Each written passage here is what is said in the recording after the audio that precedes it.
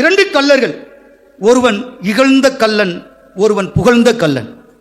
ஆண்டவரை இகழ்ந்த கல்லன், மற்றவன் கர்த்தரை புகழ்ந்த கல்லன். யார் இன்றைக்கு என்னோடு கூட பரதேசில் இருப்பாய்? யாருடைய விருப்பம் அடியானை நினைத்தருளும் என்று கேட்டானே, யாருடைய விருப்பம் நிறைவேறிச்சு? இந்த ரெண்டு பேர் விருப்பம் சொல்றாங்க, ரெண்டு கல்லனுடைய விருப்பம் சொல்றாங்க. என்ன சொல்றாங்க? முதல்ல உள்ள ஒரு கல்லன் சொல்றான், உம்மை ரட்சித்துக் கொள்ளும், என்னை ரட்சித்துக் கொள்ளும். அது பொதுவா சொன்ன பரவாயில்ல, நீ கிறிஸ்துவே ஆனால், அந்த வசனத்தில் சொல்லப்பட்டிருக்கு 39 வசனத்திலே, நீ கிறிஸ்துவானால் உன்னையும் காப்பாற்றிக்கொள், எங்களையும் காப்பாற்றிக்கொள். இவனுடைய விருப்பத்தை சொல்லுகிறான். ஆனால் மற்ற கல்லன் 42 வசனம் சொல்லுகிறான், ஆண்டவரே நீர் உம்முடைய ராஜ்யத்தில் வரும்போது அடியானை நினைத்தருளும். இவன் அவருடைய ராஜ்யத்துக்கு போக வேண்டும் என்று விரும்புகிறான்.